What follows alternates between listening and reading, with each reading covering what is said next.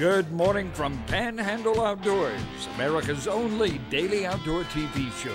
Your source for fishing, hunting, and information for folks who enjoy the great outdoors. Now sit back, relax. It's Panhandle Outdoors.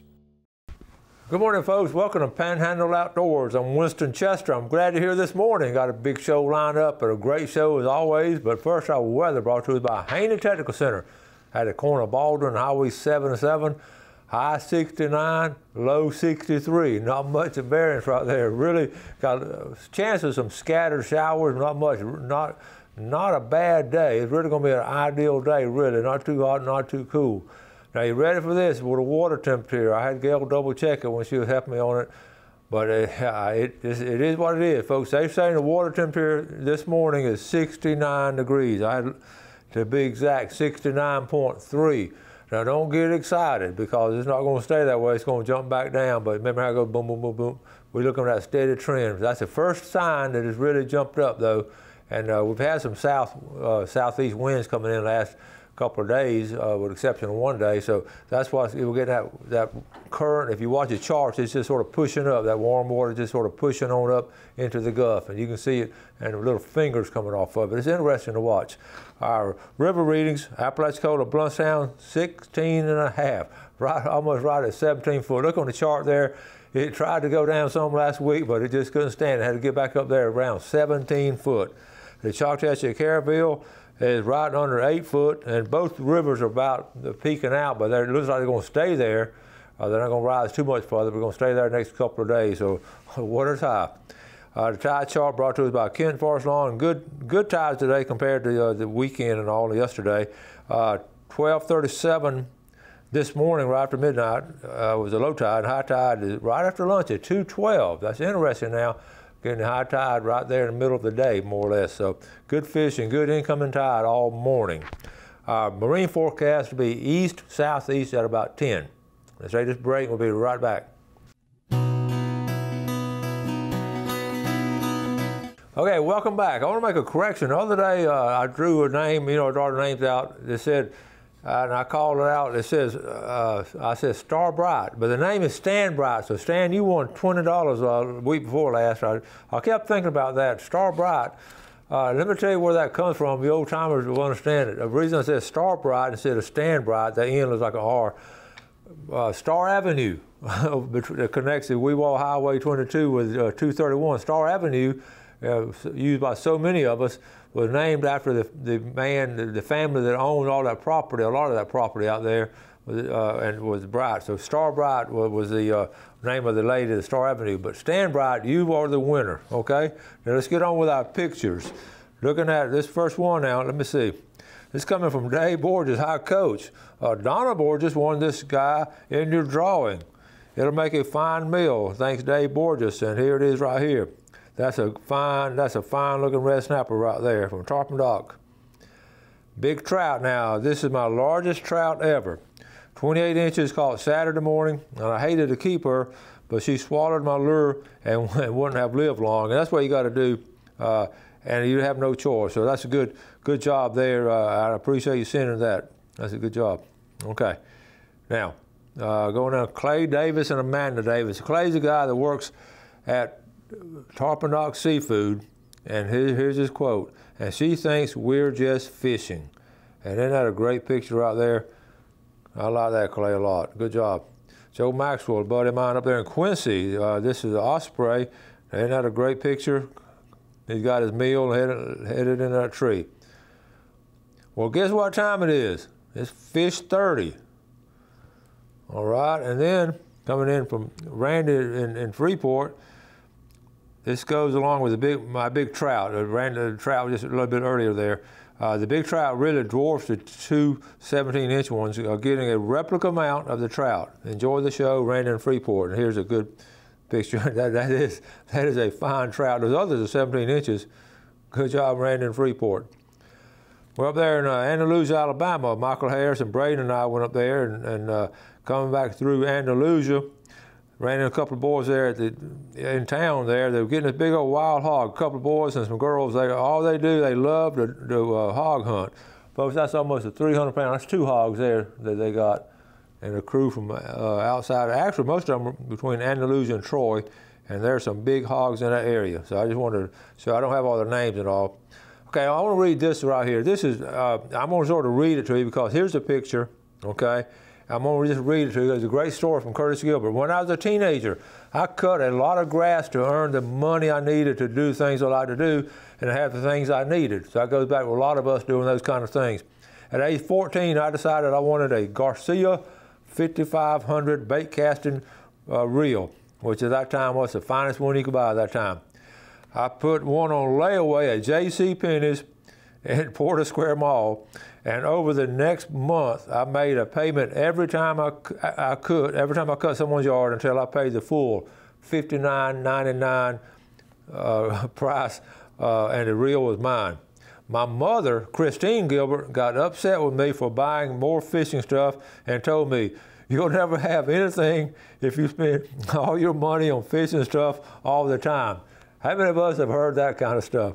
And I did something of this nature fairly often. Anyway, so late this afternoon, okay, Curtis says, late this afternoon, Shannon and I put the boat in the water and fished until almost dark. I do not use it very often, but I did this afternoon. That Garcia Ambassador 5500 that I bought 40 years ago performed as well today as it did 40 years ago, and I caught all 5 of mine on it. So look at there. That's a great picture and a great story right there. I love stories like that. Okay, one more thing too. Let's see, let's go ahead. We're going to take a break. I got 2 or 3 things. Let's go and take a break now. I'll be right back.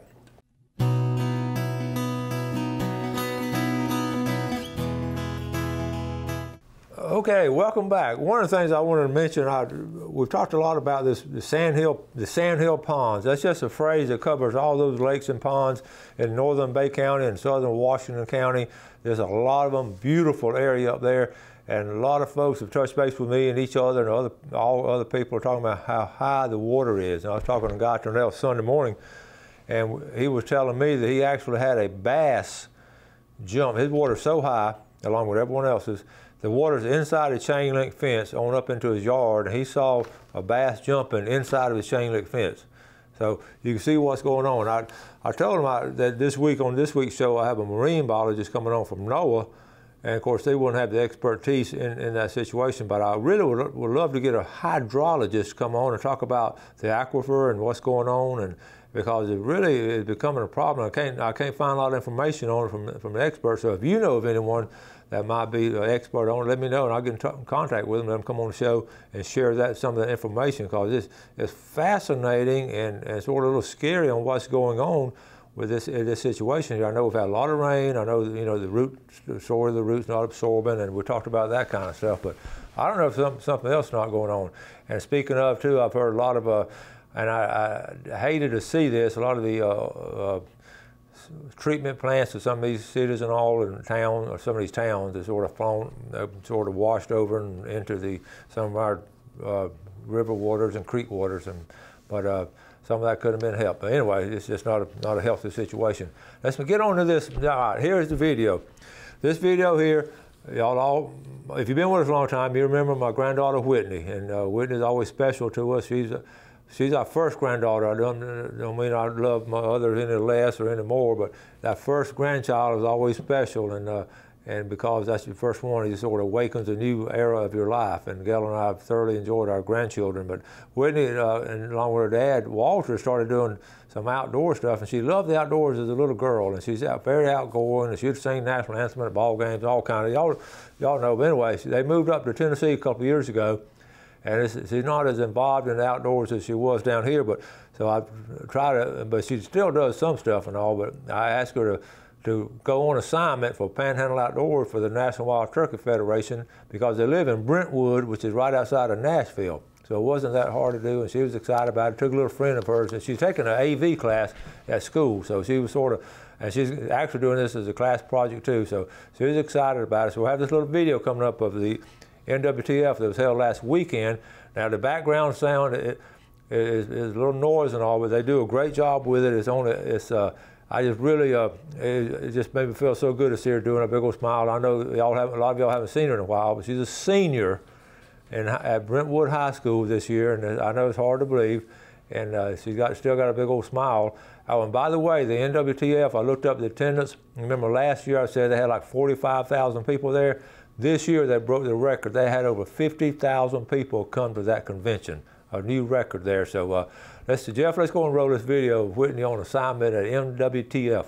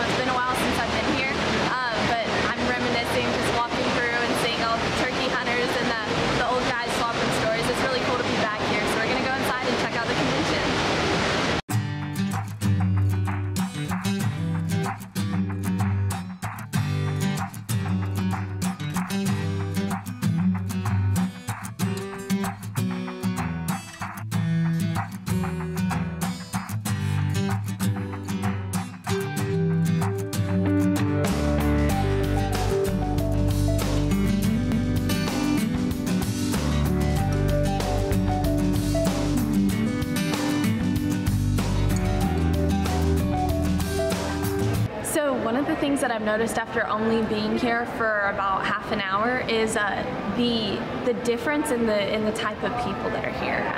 Before, when I was growing up, the hunting world was really saturated with mostly men, and so whenever I got into hunting and fishing and stuff, I really just wanted to get my girlfriends into the same thing that I was into and stuff. But being here, I have seen dozens of children, so many wives and girlfriends with their husbands and boyfriends and stuff, and they're all decked out in camo too, so it doesn't look like they were dragged here.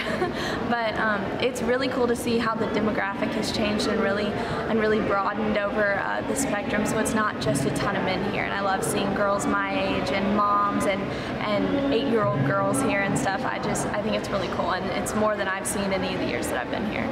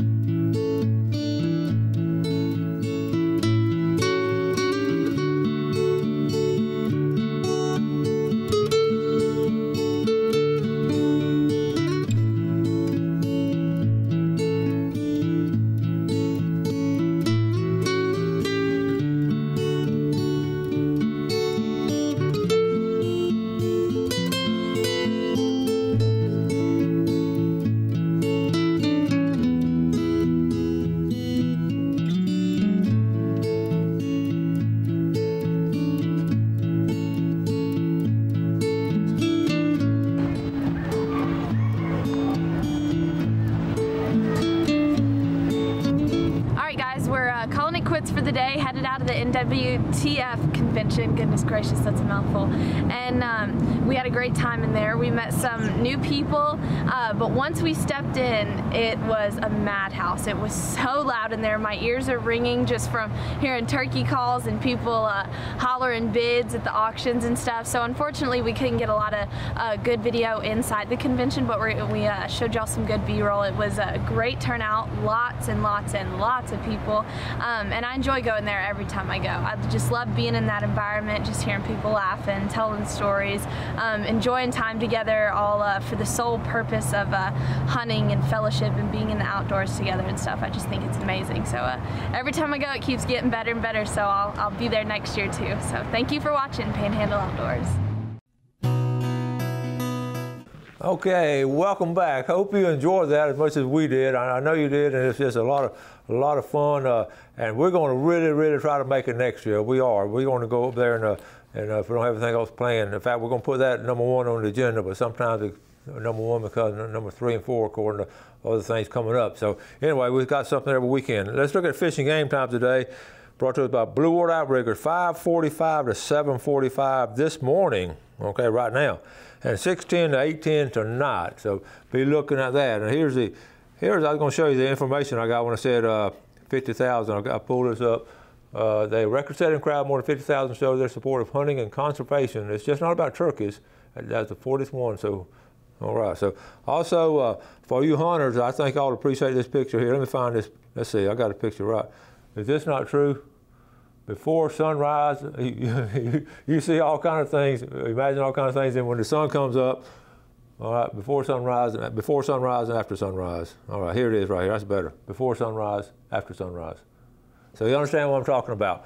I did want to mention one of the things too. We right on the verge of spring and all of it. I'm talking about a lot. I was thinking last night. I'm probably not going to have time to finish it. If I don't finish it, I'll finish it tomorrow. The sights and sounds of spring and what all goes on there, and I thought about our 5 senses and all. So I started thinking about when I was growing up I knew spring was here when I could taste and feel and different kind of things. And here's what I wrote down last night: the smell that gave away spring to me, the smell of honeysuckle, of what they call wild azalea, but we always call it honeysuckle. It has such a fragrant aroma. My dad would always pick it. He'd see it out in the woods and pick it and bring it back and put it in our house. It smelled up the whole house in a wonderful smell. The sight, okay, seeing the azaleas start bursting out and blooming. I know y'all are seeing them all over the place now, so you know spring is coming when you see it. And it always start blooming a little bit at the bottom, then it just sort of the whole bush sort of just blooms out. Beautiful. The taste we had was a taste of fresh brim and hush puppies. You caught it in the springtime when the water warmed up. You'd be catching some fresh fish, and because we didn't eat a lot of fresh fish during the hunting season, but we sure ate them during spring and summer. And then the hearing. You know what I wrote down for hearing? You could hear on Saturday afternoons the lawnmowers in the neighborhood, way off in the neighborhood. The lawnmowers started going on the afternoon, and then the feel. The feel I had of springtime was the first time my mom would let me go barefooted. Now, I know a lot of y'all don't understand that was just a big deal going as a kid and growing up. Mama, can I take my shoes off? No, it's too cold. And that was going for a couple of weeks. I guess my brother and I kept nagging her, and finally, all right, you can take your shoes off. We'd go barefooted in the grass. And I still remember that feel of that grass on those bare feet. So that's the sights and sounds and feel of spring. And so I know a lot of y'all know what I'm talking about. So we're going to wrap it up for today. Got another big show lineup for tomorrow. Well, as always, I want to tell you how much we appreciate you watching the show and all the things that you do to help promote Panhandle Outdoors. So do something good today for a fellow man. You have a great day, enjoy the outdoors, and God bless. Thanks for watching America's only daily outdoor TV show, Panhandle Outdoors with Winston Chester, featuring hunting, fishing, and other activities and information to help you enjoy the great outdoors. Join us next time for Panhandle Outdoors.